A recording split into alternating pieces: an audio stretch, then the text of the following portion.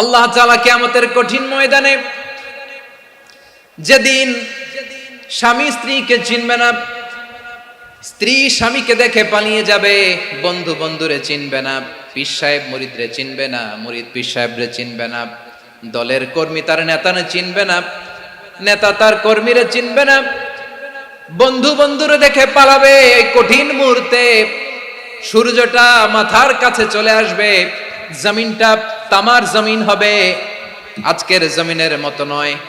মানুষ ঘর্মাক্ত, ক্লান্ত, শ্রান্ত মাথার মগজগুলো কানের ছিদ্র আর নাকের ছিদ্র দিয়ে বেয়ে বেয়ে পড়বে।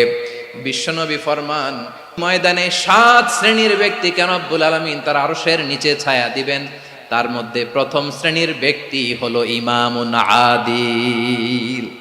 ইমামুন আদিল, ন্যায়পরায়ণ শাসক, যে ইনসাফের সাথে বিচার করে, যে জাস্টিস সমাজে সার্ভ করে, যে সুশাসন নিশ্চিত করে, ওই ইমামুন আদিল। আদিল শব্দটা বুঝছেন না? ইন্নাল্লাহা ইয়া'মুরু বিল আদল, পাইছেন? আদিল। 7 শ্রেণীর ব্যক্তিকে আল্লাহ তাআলা সুশীতল আরশের নিচে ছায়া দিবেন, যেদিন তার দেয়া ছায়া ছাড়া কোনো ছায়া থাকবে না। এর প্রথম হচ্ছে ইমামুন আদিল, ন্যায়পরায়ণ শাসক। চিল্লায় বলেন সুবহানাল্লাহ। আবার বিশ্বনবী বললেন, ইন্নাল মুকসিতিনা ইনদাল্লাহি আলা মানাবিরা মিন নূর আন ইয়ামিনির রহমান। কিয়ামতের দিন যারা ন্যায়পরায়ণ হিসেবে আল্লাহর সামনে দাঁড়াবে, কিয়ামতের দিন রব্বুল আলামিন তার আরশের ডান দিকে ওই ন্যায়পরায়ণ লোকদের জন্য আরশের ডান দিকে একটা নূরের মিম্বারে তাদেরকে বসার সুযোগ করে দিবে। আল্লাহর আরশের ডান দিকে ন্যায়পরায়ণ লোকদের জন্য আল্লাহ তাআলা নূরের মিম্বার বানাবে। 4টেখানে কথা মনে করেছেন? আল আদাল, জাস্টিস।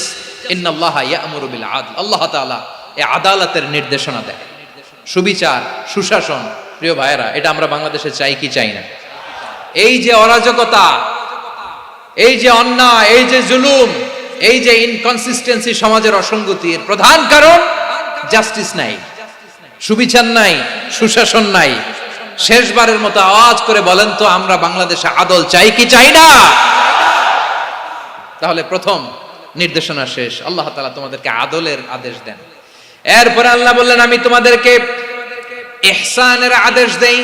ইন্নাল্লাহা ইয়া'মুরু বিল আদলি ওয়াল ইহসান। আমি তোমাদেরকে যেমনি আদলের নির্দেশনা দেই, তেমনি ভাবে তোমাদেরকে ইহসানের নির্দেশনা দেই। ইহসান, আওয়াজ করে সবাই বলেন তো ইহসান। সবাই বলেননি, সবাই বললে এতটুকু আওয়াজ হবে আমি বিশ্বাস করি না। আওয়াজ করে বলুন আল ইহসান। ইহসান মানে কারো প্রতি সফট হার্টেড হওয়া, মহানুভব হওয়া, অনুগ্রহ পরায়ণ হওয়া, অনুগ্রহশীল হওয়া, একে অপরের প্রতি দয়াদ্র হওয়া। একে অপরের প্রতি দয়াদ্র, অনুগ্রহশীল হওয়া ছাড়া মানবিক সমাজ কশিনকালেও গঠন করা সম্ভব না। প্রিয় ভাইয়েরা, সুন্দর আচরণ দিয়ে, ইহসান দিয়ে যা জয় করা যায়, নরম আচরণ দিয়ে যেটা অর্জন করা যায়, কঠোরতা দিয়ে সেটা পারা যায় না। বিষ্ণু ঈসা ইসলাম ইহসান দিয়ে, কোমল আচরণ দিয়ে, তার অনুগ্রহ দিয়ে তিনি অনেক কাফিরের হৃদয়কে জয় করে ফেলেছেন। সাইয়েদনা সুমামা ইবনে উসাল রাদিয়াল্লাহু তাআলা আনহুর কথা মনে পড়ে যায়। তিনি ছিলেন ইয়ামামার বাদশা। মদিনাতে বিশ্বনবীকে হত্যা করার নিয়তে এসেছিলেন। গোপনে গোপনে বিশ্বনবীকে হত্যা করে আবার ইয়ামামাতে তিনি ফিরে যাবেন। কিন্তু কি অবাক করা কাণ্ড, হত্যা করতে পারে নাই, সাহাবাদের হাতে তিনি ধরা পড়ে গেলেন। সাইয়েদনা সুমামা ইবনে উসাল রাদিয়াল্লাহু তাআলা আনহু হত্যার নিয়তে আসলেন, কিন্তু হত্যা করতে পারলেন না। সাহাবারা ওনাকে ধরে ফেললেন, ধরে মসজিদে নববীর পিলারের মধ্যে বেঁধে রাখলেন। সুমামা ইবনে উসাল, সিরাত থেকে শুনে, সিরাত থেকে শোনাচ্ছি, রাদিয়াল্লাহু তাআলা আনহু ইয়ামামার অধিপতি ছিলেন। ইয়ামামা বিশ্বনবীকে হত্যার জন্য আসছেন, ধরা পড়ে গেছেন, এখন মসজিদে নববীতে বেঁধে রাখছে, তার মানে বন্দী। এখন স্ট্যাটাস কি? বন্দী, ক্যাপটিভ। তো বিষ্ণু ঈসা ইসলাম সাহাবাদেরকে বললেন, তার খোঁজ খবর নিও, সুমামা ইবনে উসালের খোঁজ খবর নিও। সাহাবারা বলেন, ইয়া রাসূলুল্লাহ, আপনাকে হত্যা করতে এসেছে, তার তো কঠিন ক্যাপিটাল পানিশমেন্ট হওয়া দরকার, কঠিন শাস্তি হওয়া দরকার। বিশ্বনবী বললেন, না, আমি যেটা জানি তোমরা সেটা জানো না। তোমরা সুমামার সাথে ভালো আচরণ করো, বিশ্বনবী সুমামার কাছে গেলেন। প্রথম দিন যে তিনি কালেমার দাওয়াত দিলেন, ইমানের দাওয়াত দিলেন, ইসলামের দাওয়াত দিলেন, রিসালাতের দাওয়াত দিলেন, আখিরাতের দাওয়াত দিলেন। পরের দিন যে বিশ্বনবী সালাতের দাওয়াত দিলেন, যাকাতের দাওয়াত দিলেন, ইসলাম কি, কিভাবে, কেমন করে পালন করতে হয় চমৎকার আর্টিকুলেট করতে শুরু করলেন। তন্ময় হয়ে সুমামা ইবনে উসাল রাদিয়াল্লাহু তাআলা আনহু বিশ্বনবীর কথাগুলো শুনতে আরম্ভ করলো। একদিন নয়, 2 দিন নয়, টানা 3 দিন বিশ্বনবী সুমামার কাছে ইসলামকে প্রেজেন্ট করেছেন, উপস্থাপন করেছেন। আওয়াজ করে বলেন, কয় দিন? 3 দিন। 3 দিন মসজিদে নববীতে বাধা। আর সাহাবীদেরকে বললেন, তার খোঁজ খবর নিও, তোমরা যে রুটি বানাও এর মধ্যে সবচেয়ে ভালো আটার রুটিটা তারে দিও, সবচেয়ে রিফাইন্ড খেজুর, যেটা পিওর খেজুর, এটা তারে দিও। আর বিশ্বনবী নিজের উট থেকে দুধ দহন করে ওনার বাড়ির এক কর্মচারীকে বলেছেন, দুধ দহন করে সুমামার জন্য নিয়ে যেও। সুবহানাল্লাহ পড়বেন না? সবাই তো অবাক, ইয়ামামা থেকে আসছে নবীকে হত্যা করতে, বিশ্বনবী দেখে তারে জামাই আদর করে, তাকে মজার মজার খাবার দিও, দুধ দিও, আদর আপ্যায়ন করো। একদিন নয়, 2 দিন নয়, টানা 3 দিন বিশ্বনবী এভাবে সুমামার কাছে যেয়ে ইসলামকে প্রেজেন্ট করতে আরম্ভ করলেন, ইসলামকে উপস্থাপন করতে শুরু করলেন। আর তাকে চমৎকার এন্টারটেইনমেন্ট, আপ্যায়ন দিতে আরম্ভ করলেন। টানা 3 দিন যখন ইসলামের দ্য বিউটিজ অফ ইসলাম, ইসলামের সুমহান বাণী, সৌন্দর্য তার কাছে উপস্থাপন শেষ, তাকে আপ্যায়ন শেষ, বিশ্বনবী বললেন সাহাবাদেরকে, যাও এবার সুমামার হাতের পায়ের রশি দুটো খুলে দাও। সাহাবারা বললেন, ইয়া রাসূলুল্লাহ, কি বলেন আপনি? ও তো হত্যাকারী, সুযোগ পায় নাই, আপনারে মারতে পারে নাই, ছেড়ে দিলে আবার ও আপনার উপর তলোয়ার নিয়ে ঝাঁপিয়ে পড়বে। নবী, এই সিদ্ধান্ত আপনি নিতে যাবেন না। বিশ্বনবী বললেন, যেটা বলেছি সেটা করো, সুমামার রশিগুলো ছেড়ে দাও, সুমামার হাতে পায়ের রশিগুলো যে তোমরা খুলে দাও। সাহাবারা তর্ক জুড়ে দিলেন, লা ইয়া রাসূলুল্লাহ, এমনটা করবেন না, তো ভয়ঙ্কর ভয়ঙ্কর খুনি, কি জানি কি হয়ে যায়। বিশ্বনবী বললেন, না, তার হাতে পায়ের রশিগুলো খুলে দাও। সাহাবারা বিশ্বনবীর কথা মতো তার হাতে পায়ের রশিগুলো খুলে দিল। সুমামা মুহূর্তের মধ্যে মসজিদে নববী থেকে বের হয়ে ইয়ামামায় ফিরে না যে মসজিদে নববীর পাশে একটা খেজুর বাগান ছিল, সেখানে চলে গেলেন। সেখানে একটা ছোট্ট কুয়া ছিল, কুয়ার পানি দিয়ে তিনি গোসল করলেন। সুবহানাল্লাহ পড়েন। কুয়ার পানি দিয়ে গোসল করে মসজিদে নববীর সামনে এসে বিশ্বনবী এবং সাহাবাদের সামনে দাঁড়িয়ে সাব্বাবা উঁচু করে বললেন, আশহাদু আল্লা ইলাহা ইল্লাল্লাহ ওয়া আশহাদু আন্না মুহাম্মাদান আবদুহু ওয়া রাসূলুহু। আল্লাহু আকবার। আমি সাক্ষ্য দিচ্ছি আল্লাহ ছাড়া কোনো ইলাহ নাই, আর মুহাম্মদ আল্লাহ তাআলার প্রেরিত বান্দা এবং রাসূল। প্রিয় ভাইয়েরা, ইহসান দিয়ে যা জয় করা যায়, কঠোরতা দিয়ে সেটা কঠিনকালেও জয় করা যায় না। আওয়াজ করে বলেন, ঠিক কি না? এবার সুমামা দাঁড়িয়ে বলে, ওগো নবী, আমি তো কালিমা পড়ে মুসলমান হয়ে গেলাম, এবার শোনেন, এই মুহূর্তের আগে আপনার চেহারার চাইতে নিকৃষ্ট কোনো চেহারা আমার কাছে ছিল না, কিন্তু শাহাদা পাঠ করার পরে আপনার চেহারার চাইতে উত্তম শ্রেষ্ঠ কোনো চেহারা আমার কাছে আর নাই। ও নবী, আজকের দিনের আগে ইসলাম ধর্মের চেয়ে নিকৃষ্ট অপছন্দনীয় কোনো ধর্ম আমার কাছে ছিল না, কিন্তু এই মুহূর্ত থেকে ইসলামের চেয়ে সেরা শ্রেষ্ঠ পছন্দনীয় কোনো ধর্ম আমার কাছে নাই। নবী গো, আজকের দিনের আগে মদিনার চাইতে অপছন্দনীয় নিকৃষ্ট কোনো শহর আমার কাছে ছিল না, কিন্তু এই মুহূর্তের পর থেকে মদিনার চাইতে কোনো শ্রেষ্ঠ শহর আমার জানা নাই। সে ছিল গমের বড় ডিলার, গম বেচত। কি বেচত? তার গম কিনে মক্কার লোকেরা রুটি খাইতো। সে ঘোষণা দিল, আজকে থেকে মক্কাবাসীদের জন্য সব গম আমি হারাম করে দিলাম, মক্কাবাসী এখন না খেয়ে মরে। সুবহানাল্লাহ পড়বেন না? মক্কাবাসী বিশ্বনবীর কাছে আসলেন, এসে বললেন, মুহাম্মদ, আমরা তো তোমার ভাই, তোমার চাচা, তোমার ভাতিজা, তোমার আত্মীয়, তুমি সুমামারে বলো সে যেন আবার গমের সাপ্লাই মক্কার জন্য অনুমতি দিয়ে দেয়। বিশ্বনবীর অনুমতি ক্রমে সুমামা আবার মক্কাতে গম পাঠাতে শুরু করলো। পড়েন সুবহানাল্লাহ। ইহসান, ইহসান দিয়ে আপনি যেটা জয় করতে পারবেন, you can win the heart of your enemies. ইহসান দিয়ে আপনি আপনার শত্রুর হৃদয়কে জয় করতে পারবেন। আওয়াজ করে বলেন, ঠিক কি না?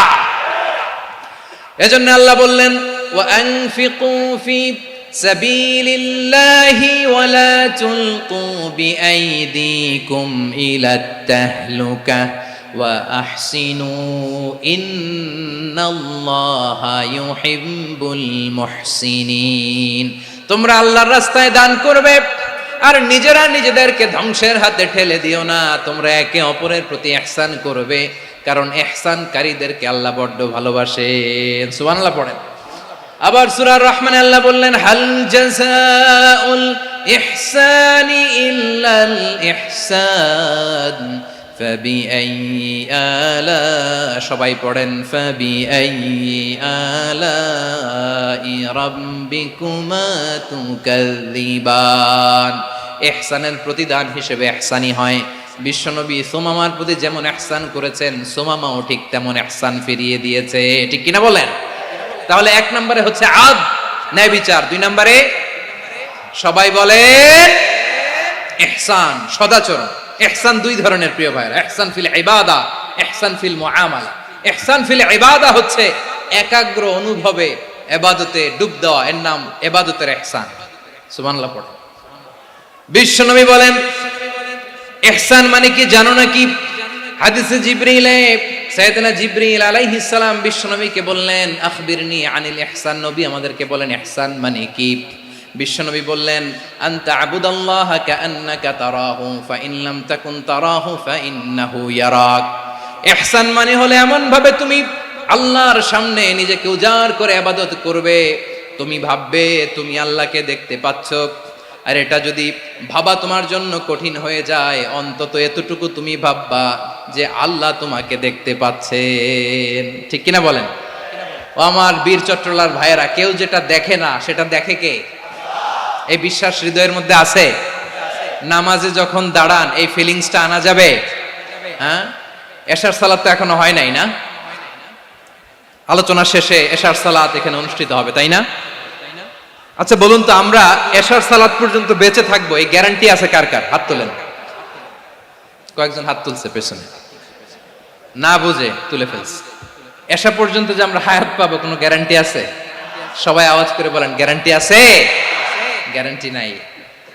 এই জন্য বিষ্ণু ইসলাম বলেছে, এমন ভাবে নামাজে দাঁড়াও, ইবাদত করো, মনে করো হতে পারে এটাই আমার জীবনের শেষ নামাজ। Perform the salah as if this is your last and final prayer. এমন ভাবে সালাতে দাঁড়াও, ভাবো হতে পারে এটাই তোমার জীবনের শেষ নামাজ। এমন ভাবে নামাজে দাঁড়াও, ভাবো এটাই শেষ নামাজ। তাহলে নামাজে একাগ্রতা বাড়ায় দিবে কে? ফলে ইবাদতের ইহসান আমাদের অর্জিত হবে। আর মুআমালাতে ইহসান হলো, বিশ্বনবী বলেন, ইন্নাল্লাহা তাবারাকা ওয়া তাআলা কাতাবাল ইহসানা আলা কুল্লি শাই ফাইদা কাতালতুম ফাআহসিনুল কিতলা ওয়া ইযা যাবাহতুম ফাআহসিনুয যাবহা ওয়ালিয়ুহিদ্দা আহাদুকুম শাফরাতাহু ওয়ালিয়ুরিহ যাবিহাতাহু। ইহসান দুই ধরনের। আওয়াজ করে বলতে হবে, কয় ধরনের?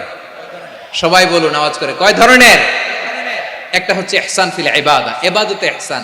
ইবাদতে ইহসান কি? একাগ্র অনুভব দিয়ে ইবাদত করা, মন প্রাণ দিয়ে ইবাদত করা। আর মুআমালাতে ইহসান কি? সব কাজে, দৈনন্দিন কাজে, কর্মে, সামাজিক অ্যাক্টিভিটিতে কোমলতা প্রদর্শন করা, অনুগ্রহের সাথে সবকিছু করা।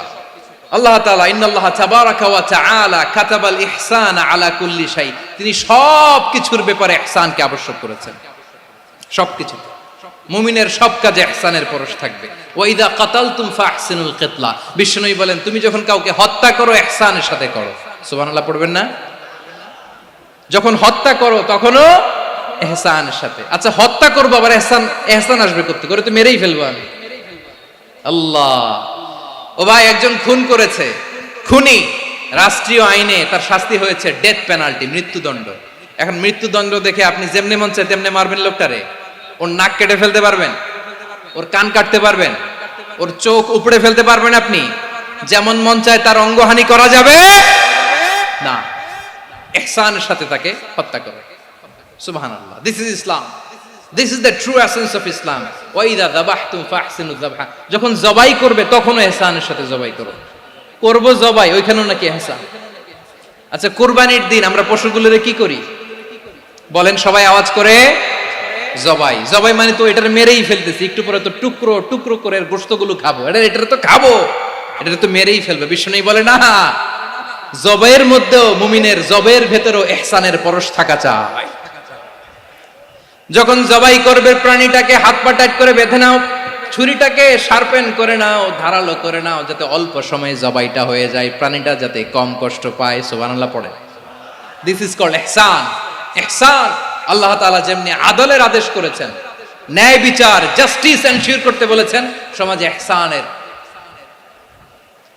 ব্যবহার, ইহসানের অনুশীলন তিনি করতে বলেছেন। এজন্য মুমিনের প্রতিটি কাজে, আমার চট্টগ্রামের ভাইয়েরা আমার দিকে তাকান, খেয়াল করে শুনুন, মুমিন জীবনের প্রতিটি কাজে ইহসানের পরশ থাকা চাই।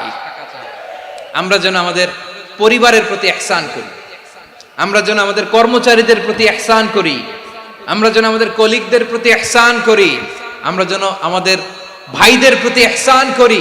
মুমিন জীবনের প্রতি কাজে ইহসানের পরশ থাকার দরকার আছে না নাই? কথা বুঝতে পেরেছেন? তাহলে আল্লাহ তাআলার তিনটা আদেশ ছিল, কয়টা গেল? ভুলে গেছে, ভুলে গেছে চট্টগ্রাম। তিনটা আদেশের মধ্যে কয়টা বললাম? প্রথমে কি ছিল? আদল। 2 নম্বরে, 3 নম্বরে রব্বুল আলামিন বললেন ওয়া ইতাইদিল কুরবা, নিকটাত্মীয়দেরকে দান করো, নিকট আত্মীয়দেরকে দাও, যারা তোমাদের ব্লাড কানেকশনের আত্মীয় তাদেরকে তোমরা দাও। এখানে জেনারেলি বললেন দাও, কি দিব সেটা তিনি এখানে বলেন নাই, সেটা তিনি সূরাতুল ইসরার মধ্যে বলেছেন। আল্লাহ বলেন ওয়া আতিযাল কুরবা হাক্কাহ, নিকট আত্মীয়দেরকে তাদের অধিকার, তাদের প্রাপ্য তোমরা বুঝিয়ে দাও। দেখেন, একটা শান্তির সমাজ, একটা সমৃদ্ধ সমাজ, একটা মানবিক সমাজ গঠনের জন্য আল্লাহ তাআলা বেশি না, মাত্র 3টা অর্ডার, 3টা ভার্ডিক্ট তিনি জারি করেছেন। 1 নাম্বার সুশাসন, ন্যায় বিচার। 2 নাম্বার ইহসান। 3 নাম্বার নিকটাত্মীয়, যারা কাছের, তোমার ভেরি ক্লোজ রিলেশনশিপে আছে, তাদেরকে দাও। দাও, দিলে বাড়িয়ে দেয় কে? অনেকে দিতে চায় না, কৃপণতা করে। দিলে বাড়ায় দেয় কে? ও মিয়া, মদিনার মধ্যে সবচাইতে গরিব সাহাবী ছিল বেলাল রাদিয়াল্লাহু তাআলা আনহু। ওনার এন্টায়ার অ্যাসেট, সম্পদের পরিমাণ কতদূর জানেন? একটা লুঙ্গি। বেলাল রাদিয়াল্লাহু তাআলা আনহু, ওনার টোটাল ওয়েলথের এস্টিমেশন হচ্ছে মাত্র একটা লুঙ্গি। একটা লুঙ্গি, টোটাল ওয়েলথ এস্টিমেশন, টোটাল সম্পদের পরিমাণ বেলাল রাদিয়াল্লাহু তাআলা আনহুর কি ছিল? কথা বুঝে নাই বোধহয়। কি ছিল? ওই বেলাল রাদিয়াল্লাহু তাআলা আনহুকে বিষ্ণু ইসলাম বলেছেন আনফিক ইয়া বেলাল, ও বেলাল তুমিও দাও। ওয়ালা তাখশা মিন যিল আরশি ইখলালা, আরশের অধিপতির তো কোনো ঘাটতি নাই, তুমি দিলে ওই আল্লাহ তোমারে বাড়ায় দিবে। এজন্য আমার প্রিয় ভাইয়েরা, দিলে কমে না, দিলে বাড়ে। অনেকে ধরে রাখে, নতুন কিছু নিতে পারে না, হাত দিয়ে যেটা ধরে রেখেছেন এটা দিয়ে দেন, বড় একটা ধরার সুযোগ পাবেন। জোরে বলেন ঠিক কিনা? ধরেন 5 কেজি ওজনের একটা ধরে রাখছেন, এখন 10, এটা না ছাড়লে 10 কেজি ধরতে পারবেন আপনি? আচ্ছা, 10 কেজির জিনিস একটা আছে হাতে, ওইটা যদি ছেড়ে দেন তাহলেই না 15 কেজি ধরতে পারবেন। কথা বলেন ঠিক কিনা? তাহলে দিলে বাড়িয়ে দেয় কে? রব্বুল আলামিন বললেন 3 নাম্বার আদেশ হলো তোমাদের প্রতি সমাজটারে কেমন করে মানবিক সমাজ, সুন্দর সমাজ গড়বা। 3 নাম্বার আদেশ হলো ওয়া আতিদাল কুরবা হাক্কা, নিকটাত্মীয়দেরকে তাদের প্রাপ্য বুঝিয়ে দাও। এই নিকটাত্মীয়দেরকে তাদের অধিকার বুঝিয়ে দেওয়া, প্রাপ্য বুঝিয়ে দেওয়াতে আমাদের গাফলতি আছে না নাই? চট্টগ্রামে নাই? মাশাআল্লাহ আছে, আছে। অনেকে দেখবেন অনেক আল্লাহওয়ালা তাহাজ্জুদ গুজার, সেজদা দিতে দিতে কপালে কালো দাগ ফেলে দিছে, সে তার বোনের হকটা আদায় করে নাই। আছে না নাই? হ্যাঁ, এখানেও আছে। সর্বনাশ। অনেক বড় হাজী সাহেব, বিশাল লম্বা দাড়ি, ছেলেরে সব দিয়ে দিছে, মেয়েরে কিছু দেয় নাই, মেয়ের হক আদায় করে নাই। আছে না নাই? এই হাজী সাহেবেরা, এই আল্লাহওয়ালারা কিয়ামতের ময়দানে আটকে যাবে। আপনি অন্যের অধিকার নষ্ট করেছেন, তাদের রাইটস কে ভায়োলেট করেছেন। এজন্য আল্লাহ তাআলা বলেন, কারো অধিকার যদি কেউ নষ্ট করে, ওই সমাজটা মানবিক সমাজ কঠিনকালেও হতে পারে না। এজন্য 3 নম্বর আল্লাহ বললেন ওয়া ইতাইদিল কুরবা, নিকটাত্মীয়দেরকে দাও। কি দিবা? তাদের অধিকার দিয়ে দাও, বোনের অধিকার বুঝিয়ে দাও, মেয়ের অধিকার বুঝিয়ে দাও, ফুফুর অধিকার বুঝিয়ে দাও। দেখবেন অনেক মায়েরা ছেলের পাতে মুরগির রান দেয়, মেয়ের পাতে দেয় মুরগির ঠ্যাং। এরকম আছে না নাই? ছেলেরা কি দেয় মুরগির, মেয়ের পাতে কি দেয়? তো মেয়ের কি মুরগির রান খেতে মনে চায় না? মনে চায় না? এমনটা করা যাবে না। নিকটাত্মীয়দেরকে অধিকার দিয়ে দাও, নিকটাত্মীয়ের সাথে সুসম্পর্ক রাখো। আদেশটা কার? এজন্য প্রিয় ভাইয়েরা, জীবনে যদি বারাকা অর্জন করতে চান, নিকটাত্মীয়দের সাথে সুসম্পর্ক রাখতে হবে, তাদের জন্য উপহার পাঠাতে হবে। বিশ্বনবী বলেন, লা ইয়াদখুলুল জান্নাতা কাতে, যে ব্যক্তি আত্মীয়তার সম্পর্ককে ছিন্ন করে দেয়, সে কশিন কালেও আল্লাহর জান্নাতে ঢুকবে না। আপনি কি এটারে সহজ হাদিস মনে করছেন? এটা সহজ কথা? আপনি ভাবছেন আপনার নামাজ আপনার বাঁচাতে পারবে, আপনার রোজা বাঁচাতে পারবে, আপনার তাহাজ্জুদ আপনারে বাঁচাতে পারবে? অধিকার নষ্ট করলে কিছুই আপনারে বাঁচাতে পারবে না। এজন্য নিকট আত্মীয়দেরকে দিতে হবে বেশি বেশি। বিশ্বনবী বলেন, ইন্না সাদাকাতা আলাল মিসকিনি সাদাকা ওয়া আলা যির রাহিমি ইসনাতান সাদাকাতুন ওয়া সিলা। মিসকিনরে দান করলে শুধু দানের সওয়াব হয়, নিকট আত্মীয়কে দান করলে দুইটার সওয়াব হয়, সাদাকার সওয়াব হয়, আবার আত্মীয়তার বন্ধন অটুট রাখার সওয়াব হয়ে যায়। আবার বিশ্বনবী বললেন, মান সাররাহু আইয়ুবসাতা লাহু ফি রিজকিহি ওয়া ইউনসা লাহু ফি আসারিহি ফালইয়াসিল রাহিমা। যে ব্যক্তি তার রিজিকের প্রশস্ততা চায় আর হায়াতে বরকত চায়, সে যেন তার আত্মীয়ের সাথে সুসম্পর্ক রাখে। আমার প্রিয় চট্টলার ভাইয়েরা, আমাদের রিজিক বাড়ুক, এটা আমরা চাই কি চাই না? সবাই চান? হ্যাঁ, আমাদের রিজিকে প্রশস্ততা আসুক, চাই কি চাই না? আমাদের হায়াতে বরকত আসুক, আমরা চাই কি চাই না? এই দুইটা যদি চান, তাহলে নিকট আত্মীয়দের সাথে সুসম্পর্ক রাখবেন, পারবেন? তাহলে সমাজটারে মানবিক সমাজ বানায় দিবে কে? তিনটা আদেশ চলে গেল। কয়টা? আওয়াজ করে বলেন। এক নম্বরে কি ছিল? দুই নম্বরে, তিন নম্বরে নিকট আত্মীয়দেরকে দান। আপনাদেরকে আরো শোনার আগ্রহ আছে? আপনাদের মনোযোগ আছে না গেছে? কষ্ট হচ্ছে না? মাশাআল্লাহ, মাশাআল্লাহ। তাকবীর পড়ুন, লিল্লাহি তাকবীর।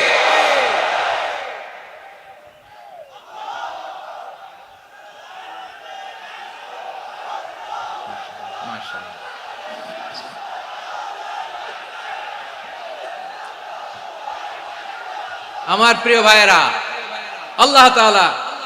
আল্লাহ তাআলা তিনটা জিনিসের যেমনি আদেশ করেছেন, অনুরূপভাবে তিনটা বিষয় তিনি বারণ করেছেন, নিষেধ করেছেন। ওগুলোর কাছেও যাওয়া যাবে। শুনবেন।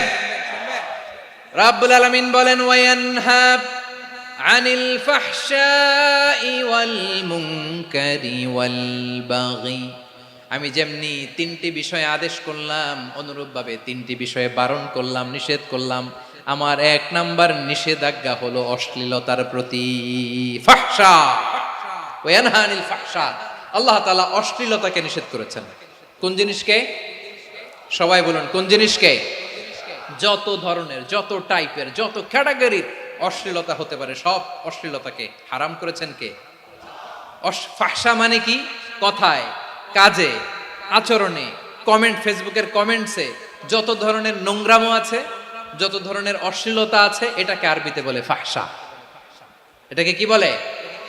রাব্বুল আলামিন বলেন, কুল ইন্নামা হাররামা রাব্বিয়াল ফাওয়াহিশা মা যাহারা মিনহা ওয়া মা বাতান।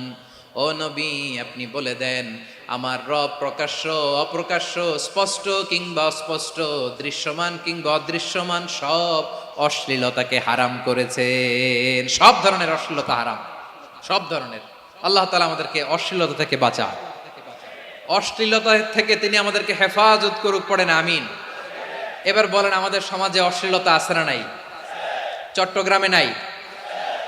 আমি কই নাই, ওনারা বলে আছে। দেখছেন, আমি সামহাও বাঁচায় দেওয়ার ট্রাই করতেছি, ওনারা বলে আছে। অশ্লীলতা নানা ভাবে, নানা নামে, নানা মোড়কে আমাদের সমাজে আছে না নাই? সংস্কৃতির নামে, ফ্যাশনের নামে, বিনোদনের নামে, উপন্যাসের নামে, কনসার্টের নামে অশ্লীলতা আছে না নাই? আপনি দেখেছেন কনসার্টগুলোর অবস্থা? এই যে আতিফ আসলাম যে আসছে আমাদের দেশে, তারপর কে কে আসছে, আমাদের তরুণ তরুণীরা, আমাদের যুবক যুবতীরা, আমাদের জেনজিরা, কি অবস্থা ওইখানে? হ্যাঁ, কি অবস্থা? কে বাঁচাবে ওদের? কে রক্ষা করবে ওদের ইমানের, ওদের চরিত্রের হেফাজতের গ্যারান্টি কে দিবে? কনসার্টের নামে অশ্লীলতা আছে না নাই? ছেলে মেয়ে একে অপরকে জড়ায় ধরতেছে, একে অপরকে চুমো খাচ্ছে প্রকাশ্যে, দিবালোকে, গণমানুষের সামনে। আল্লাহ তাআলা এই অশ্লীলতা থেকে আমাদেরকে বেঁচে থাকতে বলেছেন, বেঁচে থাকতে বলেছেন। রূপালী জগতের নামে অশ্লীলতা আছে না নাই? এই টার্মটা আপনারা জানেন না? রূপালী জগৎ কি জগৎ? আসলে কি রূপালী জগৎ না অন্ধকার জগৎ? আমার বোনেরা, আপনাদেরকে যে কি বলে তারা বুঝায়, রূপালী জগৎ শুনেই আপনি ভরকে যাবেন না। রূপালী জগতে যে নারী যত বেশি উলঙ্গ, সে নাকি তত বেশি সাহসী। জানেন, বলে এটা একটা সাহসী নারী, খুব সাহসী পদক্ষেপ তার। যত বেশি শরীর থেকে কাপড় নামাতে পারবে, যত বেশি বস্ত্রহীন হয়ে নিজেকে প্রেজেন্ট করতে পারবে, সে নাকি তত বেশি সাহসী। আমার চট্টলার ভাইয়েরা, শয়তানের প্রথম এজেন্ডা ছিল বনি আদমকে বস্ত্রহীন করা। সে আদম এবং হাওয়া আলাইহিস সালামকে নিষিদ্ধ গাছের ফল খাইয়ে তাদেরকে বস্ত্রহীন করেছে। এই জামিনেও সে আমাদেরকে বস্ত্রহীন করতে চাইবে। এই রূপালী জগতের নামে তারা এটা করে। আমার প্রিয় বোনেরা, আপনি জানেন না আপনার দাম কত। ওরা আপনাদেরকে বিজ্ঞাপনের সস্তা পণ্য বানাতে চায়। ওরা আপনাদেরকে ওদের ভোগের লিপসার টুলস বানাতে চায়। ওরা আপনাদেরকে দিয়ে ওদের খায়েশ পূরণ করতে চায়। এটা আপনাদের জন্য মোটেও ডিগনিটি নয়, এটা আপনাদের জন্য সম্মান নয়। আপনার সম্মান শালীনতায়, আপনার সম্মান হেজাবে, আপনার সম্মান ভদ্রতায়, আপনার সম্মান আপনার ডিসেন্ট পোশাকে। পোশাক বলে দেয় এই নারীটা ভদ্র না অভদ্র। পোশাক বলে দেয় এই মেয়েটা কোন ঘরের মেয়ে। আওয়াজ করে বলেন ঠিক কিনা? আপনি জানেন না, আপনারা সস্তা পণ্য বানায়, ভোগের পণ্য, বিলবোর্ডে আপনাকে উলঙ্গ করে উপস্থাপন করে। এই অশ্লীলতার সাথে ইসলামের কোনো সম্পর্ক। এজন্য আল্লাহ বলেন, আমি অশ্লীলতাকে হারাম করেছি।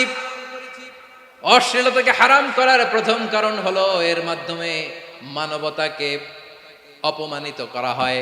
কারণ মানুষের সম্মান মানুষের পোশাকে। মানুষ যখন পোশাকহীন হয়ে যায়, বস্ত্রহীন হয়ে যায়, তার সম্মান কমে যায়, ঠিক কিনা? অশ্লীলতাকে হারাম করার প্রথম কারণ হচ্ছে মানুষ মানুষকে অপমান করে। একটা নারী, সে তো সম্মানিত, নারী যে কত সম্মানিত নারীরা এটা বুঝেই নাই। বিশ্বনবী বলেন, আর দুনিয়া কুল্লুহা মাতা ওয়া খায়রু মাতা'আদ দুনিয়া আল মারআতুস সালিহা।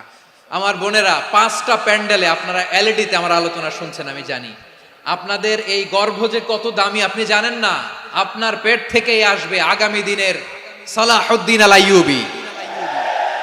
আপনার পেট থেকেই আসবে অনাগত দিনের ইমাম মাহদী আল মুনতাযর।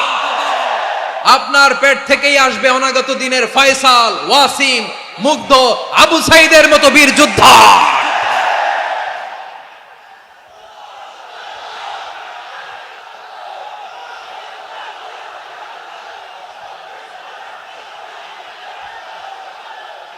আমার প্রিয় বোনেরা, আমার প্রিয় বোনেরা, বিশ্বনবীর কথার ওজন খেয়াল করেন। আর দুনিয়া কুল্লুহা মাতা ওয়া খায়রু মাতা'আদ দুনিয়াল মারআতুস সালিহা।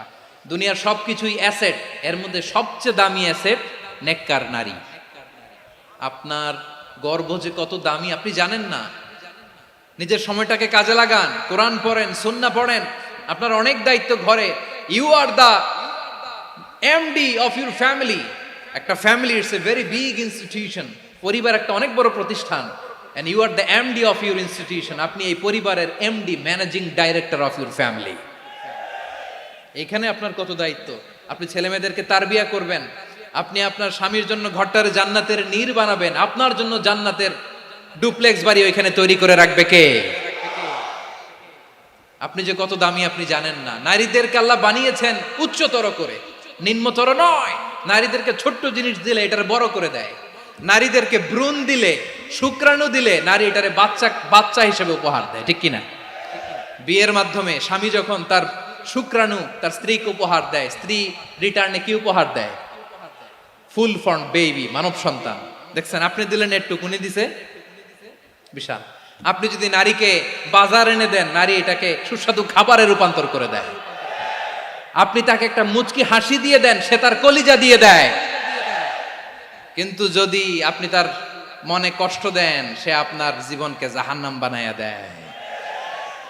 খবর আছে, নারীর মন বুঝতে পারলে নেয়ামত, বুঝতে না পারলে কিয়ামত, ঠিক কিনা বলে? কত দামি আপনি জানেন না, জানেন না আপনি কত দামি, অনেক দামি আপনি।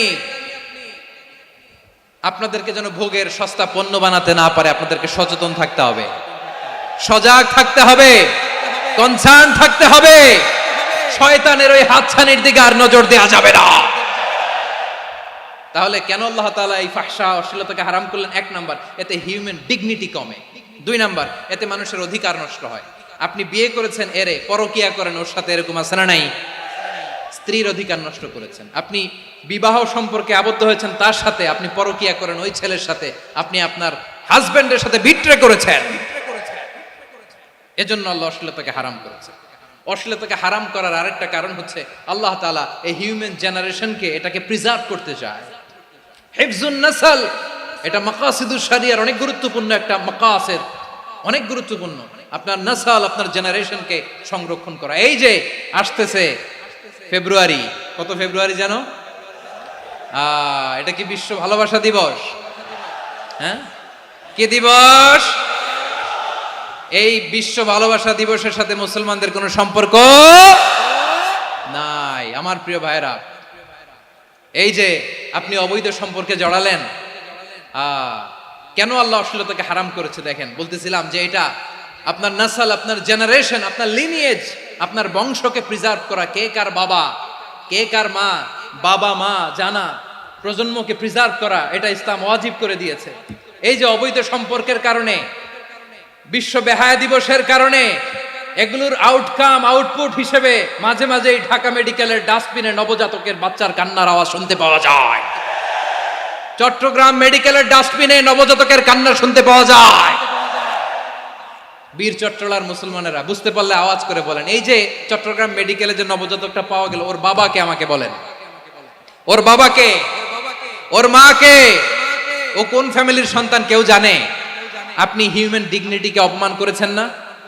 আপনি তার ভবিষ্যৎকে অন্ধকার করেছেন না? আপনি তার লিনিয়েজকে প্রশ্নবিদ্ধ করে দিয়েছেন না? এই জন্য আল্লাহ তাআলা অশ্লীলতাকে আমাদের জন্য হারাম করে দিয়েছেন। পড়েন সুবহানাল্লাহ। এই জন্য রাব্বুল আলামিন বলেন, কুল ইন্নামা হারামা রাব্বিয়াল ফাওয়াহিশা মা যাহারা মিনহা ওয়া মা বাতান। প্রকাশ্য অপ্রকাশ্য সব অশ্লীলতাকে হারাম ঘোষণা করে দিয়েছে কে? আবার দুনিয়ার বুকে যারা অশ্লীলতার প্রসার করে তাদের জন্য শাস্তি মজুদ রেখেছে কে? রাব্বুল আলামিন বলেন, ইন্নাল্লাযীনা ইউহিব্বুনা আন তাশিআল ফাহিশাতু ফিল্লাযীনা আমানু লাহুম আযাবুন আলীমুন ফিদ দুনিয়া ওয়াল আখিরাতি ওয়াল্লাহু ইয়ালামু ওয়া আনতুম লা তা'লামুন। নিশ্চয়ই যারা বিশ্বাসীদের মাঝে অশ্লীলতার প্রচার প্রসার করতে চায় তাদের জন্য আমি মর্মন্তুদ শাস্তি প্রস্তুত করে রেখেছি, দুনিয়াতেও রেখেছি, আখিরাতেও রেখেছি। ঘোষণাটা কার? যারা এই নাটকের নামে, সিনেমার নামে, রূপালী জগতের নামে, মুভির নামে, ওটিটি প্ল্যাটফর্মের নামে আমার সমাজে অশ্লীলতা ছড়াতে চায়, তাদের জন্য কঠিন মর্মন্তুদ শাস্তি মজুদ রেখে দিয়েছে কে? ও আমার বোনেরা, এখনো আপনি জাগবেন না? এখনো আপনার চিন্তার দুয়ারে এখনো নাড়া পড়ে নাই? ওরা আপনাকে উলঙ্গ বানাতে চায়, ওরা আপনাকে আইটেম গার্ল বানাতে চায়। এজন্য ইসলাম অশ্লীলতাকে হারাম করেছে। হারাম। ইসলাম বলেছে যোজন যোজন দূরে থাকো, ওরা বলে না কাছে আসো, কাছে আসার গল্প, ক্লোজ আপ ওয়ান, কাছে আসার গল্প আছে না নাই? চট্টগ্রামে তো এগুলো নাই মাশাআল্লাহ। হ্যাঁ, এখানেও আছে ক্লোজ আপ ওয়ান, কাছে আসার গল্প। আল্লাহ বলেন ওয়ালা তাকরাবুজ জিনা, কাছেও এসো না, জিনা থেকে যোজন যোজন কিলো দূরে থাকো, ওরা বলে কাছে আসার গল্প। আমার বীর চট্টলার ভাইয়েরা, কাছে আসতে হলে আমরা কোরআনের কাছে আসব, কাছে আসতে হলে নবীর কাছে আসব, কাছে আসার গল্প হবে আমার রবের কাছে আসার গল্প। চিল্লায় বলো ঠিক কিনা?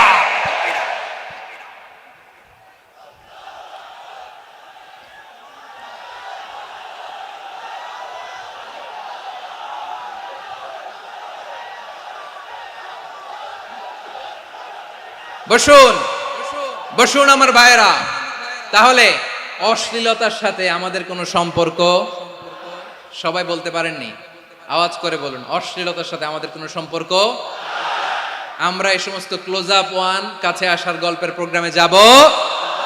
আমরা কোন ধরনের অশ্লীল কন্টেন্ট সোশ্যাল মিডিয়ায়, টিভিতে দেখব? কি যুগ যে আমরা কাটাচ্ছি আপনি কল্পনা করতে পারবেন না। পর্ন ইন্ডাস্ট্রি, নারী পুরুষের বস্ত্রহীন যুগল দৃশ্য, এটাকে দিয়ে ওরা কোটি ডলারের ইন্ডাস্ট্রি বানিয়েছে। পুরো মানব ইতিহাসে এরকম জঘন্য সময় মানব ইতিহাস পার করে নাই। পর্ন এটা ইন্ডাস্ট্রি হয়ে গেছে। আমাদের এই যুবকগুলো, জেনজিগুলো, ওদের চরিত্র বাঁচাবে কি করে? কেমন করে হেফাজত করবে ওদের এই মূল্যবান চরিত্র? আমার প্রিয় ভাইরা, এই অশ্লীলতার দ্য লেটেস্ট ভার্সন হচ্ছে LGBTQ, শরীফ থেকে শরীফা। শুনছেন আপনারা? দেখতে পুরুষ, আসলেই পুরুষ, সুস্থ একজন পুরুষ, 4 সন্তানের বাবা, বলে আমি মনে মনে নারী।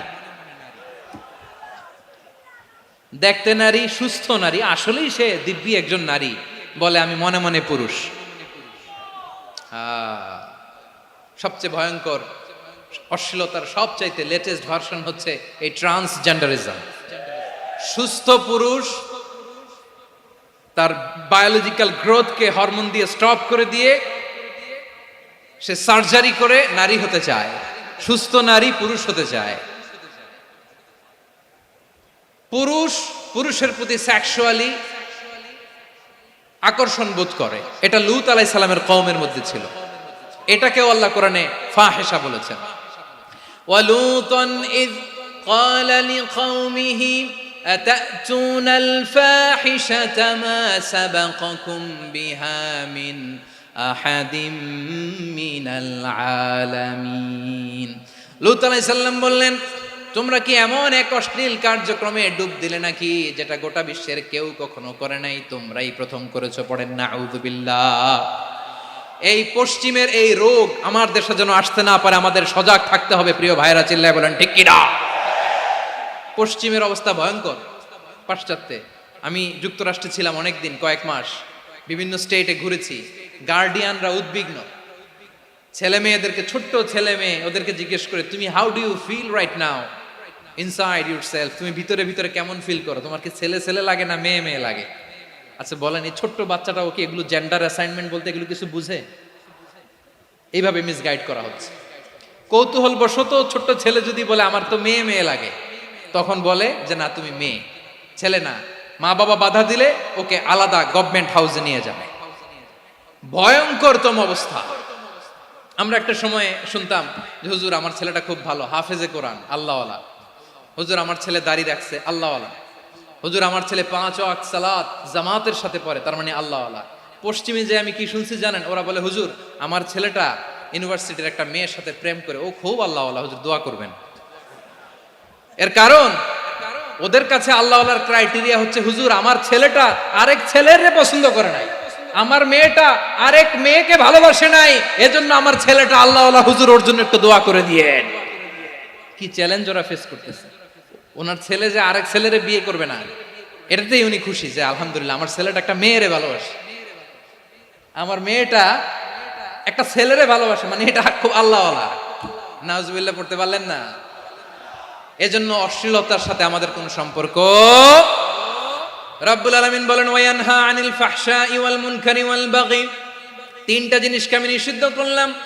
এক নাম্বার হলো ফাহশা, অশ্লীলতা।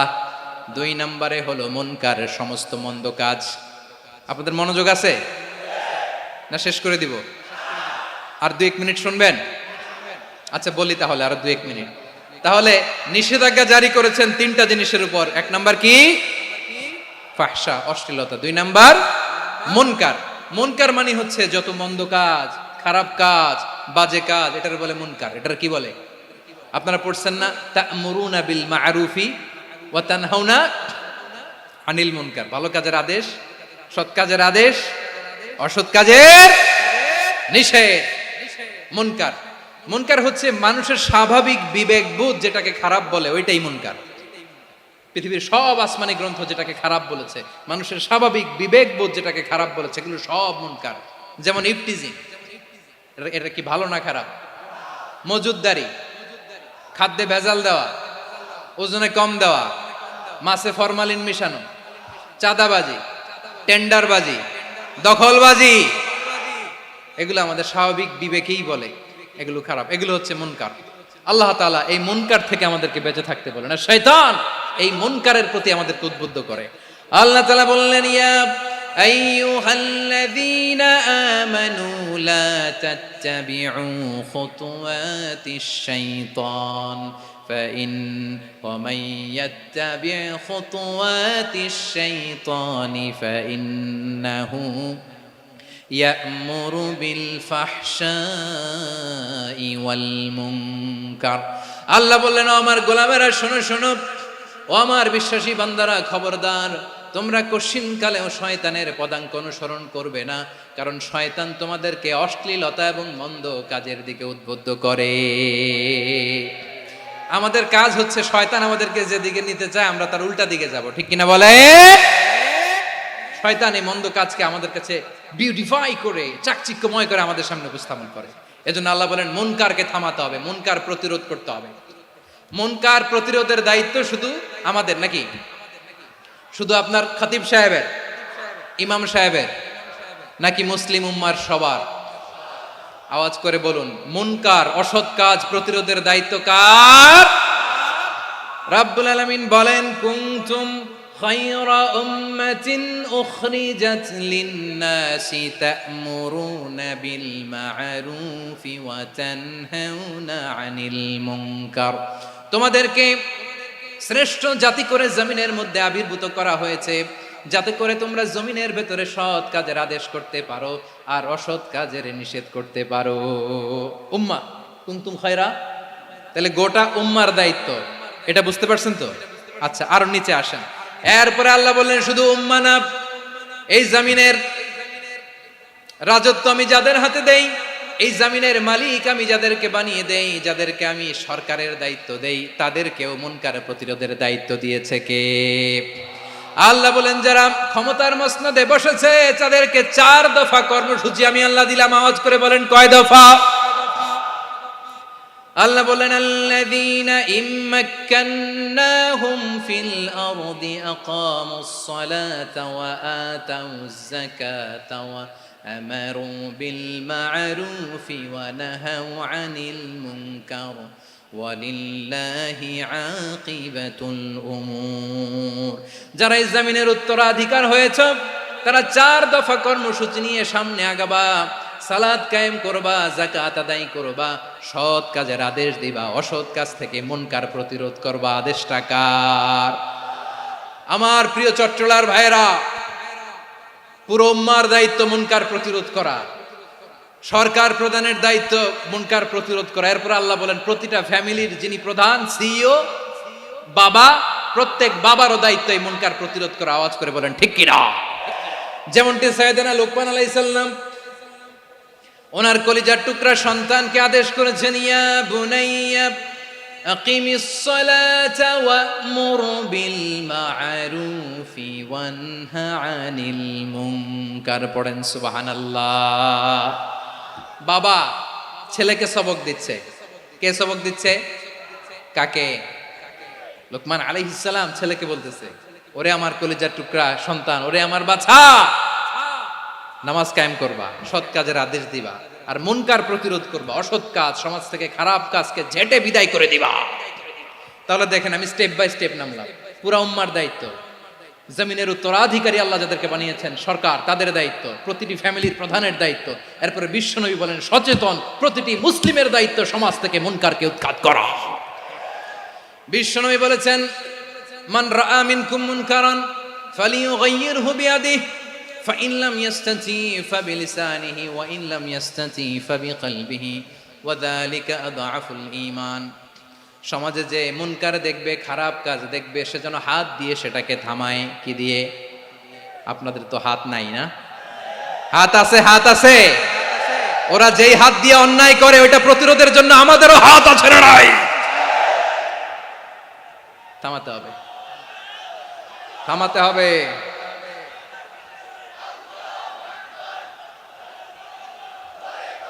বসুন আমার প্রিয় ভাইয়েরা, ওরা ওদের যে হাত দিয়ে টেন্ডারবাজি করে, চাঁদাবাজি করে, ইফটিজিং করে, দখলবাজি করে, যে হাত দিয়ে, ওই মুনকার থামায় দেওয়ার জন্য আল্লাহর দেয়া আমাদেরও দুটি হাত আছে না নাই? আমাদেরও হাত আছে, থামাইতে হবে, থামাইতে হবে, হিম্মত করতে হবে। আমার প্রিয় ভাইয়েরা, না থামালে আমরাই ডুববো শেষমেশ। আমাদের বাঁচার জন্য হলেও থামাইতে হবে। রব্বুল আলামিন বলেন ওয়াত্তাকু ফিতনাতাল লা তুসিবান্নাল্লাযীনা যালামু মিনকুম খাসসা। ও আমার গোলামেরা, ওই আযাবকে ভয় করো যে আযাব যখন আমি জমিনের বুকে পাঠাই শুধু জালেমদেরকেই মারি না, আলেমদেরকেও মারি। আযাব যখন আসে তখন শুধু জালিমই মরে না, আলেমও মরে। জানেন মুসা আলাইহিস সালামের পায়ে একবার একটা লাল পোকা কামড় দিয়েছে, লাল পিঁপড়া। লাল পিঁপড়া কামড় দিলে খুব আরাম লাগে না? কি লাগে? হ্যাঁ, জ্বলে না? লাল একটা পিঁপড়া কামড় দিছে, তো উনি রেগে মেগে পাশি দেখে লাল পিঁপড়ার বাসা, পা দিয়ে ডলে মুছে সবগুলো পিঁপড়া মেরে ফেলছে। এই ঘটনাটা আল্লাহ ঘটিয়েছেন। এজন্য মুসা আলাইহিস সালাম ছিলেন কালিমুল্লাহ, সরাসরি আল্লাহর সাথে কথা বলতেন। তিনি আল্লাহকে জিজ্ঞেস করেছিলেন, আল্লাহ তুমি যখন কোনো জনপদে আযাব পাঠাও, শাস্তি দাও, ওখানকার শুধু জালেমরাই তো মরে না, ভালো মানুষগুলাও মরে, তো আযাব দিবা মুশরিকদের উপর দিবা, অবাধ্যদের উপর দিবা, ভালো মানুষগুলারে মারো কেন? আল্লাহ বললেন, মুসা তোমার যে কামড় দিছিল পায়ের মধ্যে পিঁপড়া, কয়টা পিঁপড়া? জোরে বলেন। একটা পিঁপড়া, তো সবগুলারে মারলা কেন? রেগে মেগে পুরো পিঁপড়ার বাসা ভেঙে ম্যাসাকার করলা কেন? এই মুসা, আমি যখন অ্যাকশনে যাই, আমি যখন শাস্তি দেই, তখন এত বাজ বিচার করা হয় না, বাজ বিচার করা যায় না। যখন অ্যাকশনে যাওয়া হয় ওইটা ডাইরেক্ট অ্যাকশন হয়ে যায়। চিল্লায় বলো ঠিক কি না? এজন্য আমাদের বাঁচার জন্য হলেও এই পাপ থামাতে হবে, এই শয়তানের অট্টহাসি থামাতে হবে, অন্যায় অপরাধ সমাজ থেকে আমাদের থামাতে হবে। কারণ আযাব আসলে ওরাও মরবে, আমরাও মরব। একটা জাহাজ 2 তলা, আপনি আছেন 2য় তলায়, শুনতেছেন? শুনতেছেন? জাহাজ কয় তলা? আপনি কোন তলায়? 2য় তলায়। নিচের তলার কিছু লোক জাহাজের তলা ছিদ্র করতে আরম্ভ করছে।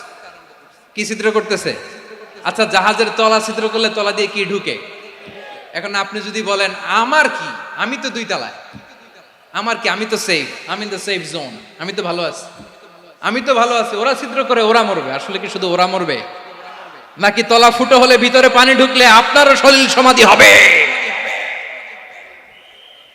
তলা দিয়ে যখন পানি ঢুকবে, জাহাজ ঢুকলে আপনিও মরবেন। এজন্য নিজে মরার আগে ওই পাগলগুলোর নিচতলায় যে থামাতে হবে। চিল্লায় বলেন ঠিক কি না? এজন্য আল্লাহ বললেন মুনকার প্রতিরোধের দায়িত্ব সমাজের টপ টু বটম সবার। পুরো উম্মার দায়িত্ব, সরকার প্রধানের দায়িত্ব, প্রতিটি ফ্যামিলির প্রধান বাবার দায়িত্ব। বিশ্বনবী বললেন প্রতিটি সচেতন মুসলিমের দায়িত্ব। এজন্য মুনকার প্রতিরোধ করার দরকার আছে না নাই? সমাজে এই যে ইফটিজিং হয়, আপনার বোনের বয়সী একটা মেয়েকে কিছু বকাটে টিটকারি করে, এই বলে সেই বলে, নোংরা কথা বলে, রাস্তায় দেখেও আপনি পাশ দিয়ে না দেখার মতো চলে যান কেন? আপনি দাঁড়ান না কেন? আপনি দাঁড়ালেই তো থেমে যাবে, কারণ সত্যের যে শক্তি তার সামনে মিথ্যা মুখ থুবড়ে পড়ে। আপনার সামনেও কিছুই না, নাথিং। আপনি দাঁড়ান, ওকে প্রশ্ন করেন যে আমার বোনকে তুমি ডিস্টার্ব করো কেন?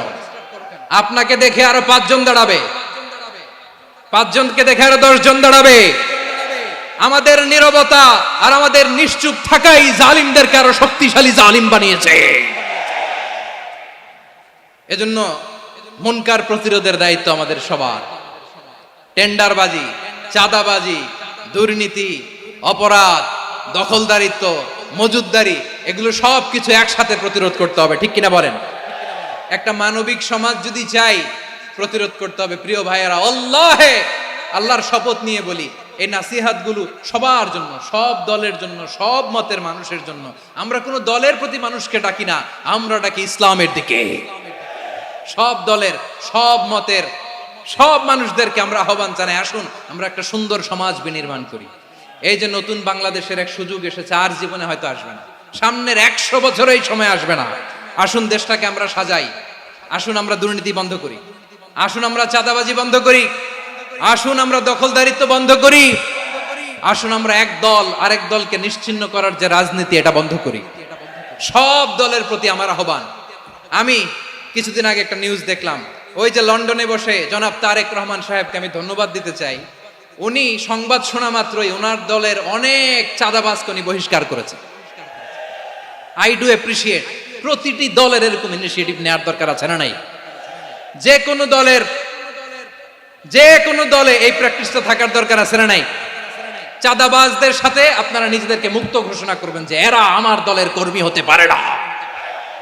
আমরা চাঁদাবাজ মুক্ত বাংলাদেশ চাই, জুলুম মুক্ত বাংলাদেশ চাই, ফ্যাসিজম মুক্ত বাংলাদেশ চাই, গুণ খুন খারাপি মুক্ত বাংলাদেশ চাই।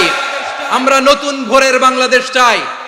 ওই বাংলাদেশ পাওয়ার জন্য মুনকার প্রতিরোধে, অন্যায় প্রতিরোধে যদি বাঘের বাচ্চার মতো, আবু সাইদের মতো 2 হাত উঁচু করে বুককে টান টান করে প্রসারিত করে দাঁড়াতে হয়, রাজি আছো মুসলমান? কারা কারা রাজি? আল্লাহকে হাত দেখিয়ে প্রতিজ্ঞা করো।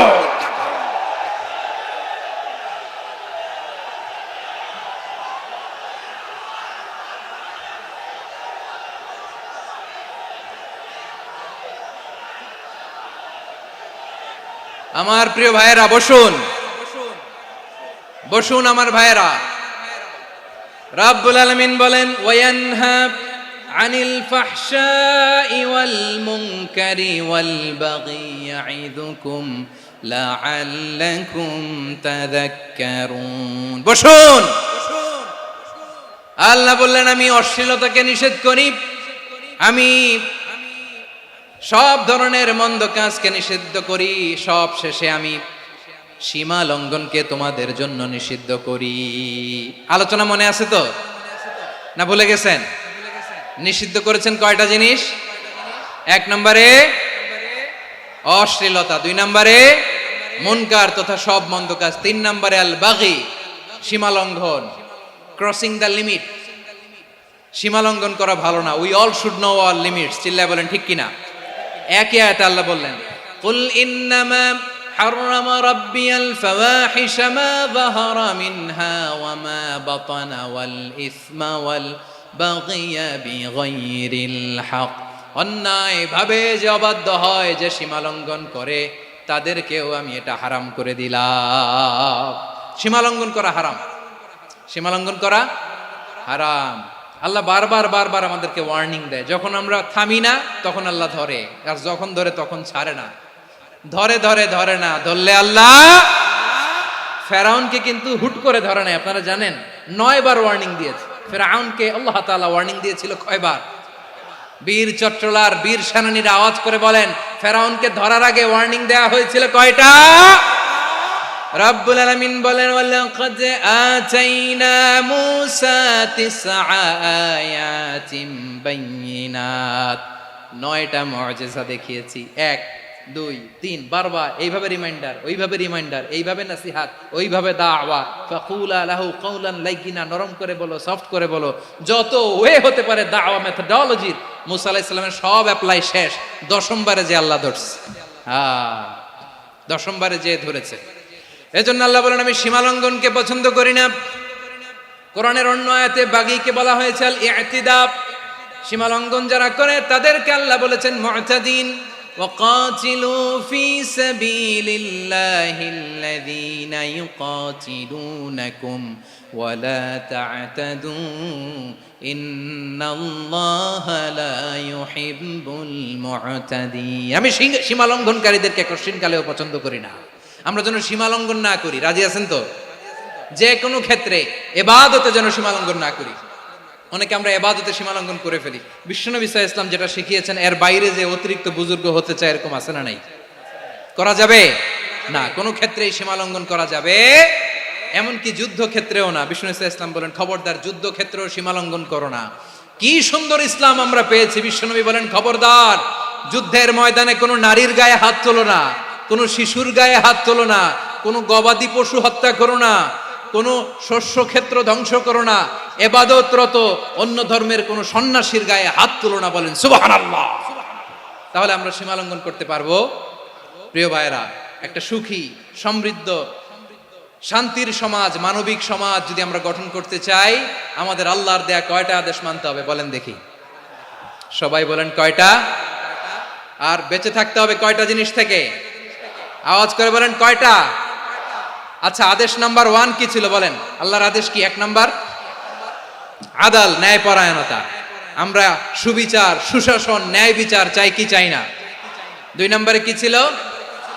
মাশাআল্লাহ, আওয়াজ করে বলেন 2 নম্বরে কি ছিল? ইহসান। আমরা যেন সবার প্রতি দয়া পরবশ হই, ইহসান করি। 3 নম্বরে কি ছিল? নিকটাত্মীয়দের দান করা, তাদের অধিকার প্রাপ্য বুঝিয়ে দেওয়া। পাশাপাশি 3টা জিনিস থেকে আল্লাহ বারণ করেছেন, নিষেধ করেছেন। তার প্রথমটা ফাহশা, অশ্লীলতা। অশ্লীলতার সাথে আমাদের কোনো সম্পর্ক। আজকের এই ঐতিহাসিক চট্টগ্রামের প্যারেড ময়দান থেকে আমরা যত ধরনের মা যাহারা মিনহা মা বাতান, প্রকাশ্য অপ্রকাশ্য, দৃশ্যমান অদৃশ্যমান, সব অশ্লীলতা থেকে নিজেদেরকে মুক্ত ঘোষণা করলাম। অশ্লীলতাকে আমরা না বলে দিলাম। আওয়াজ করে সবাই বলুন নো। অশ্লীলতার সাথে আমাদের কোনো সম্পর্ক। 2 নম্বর নিষেধাজ্ঞা কি ছিল?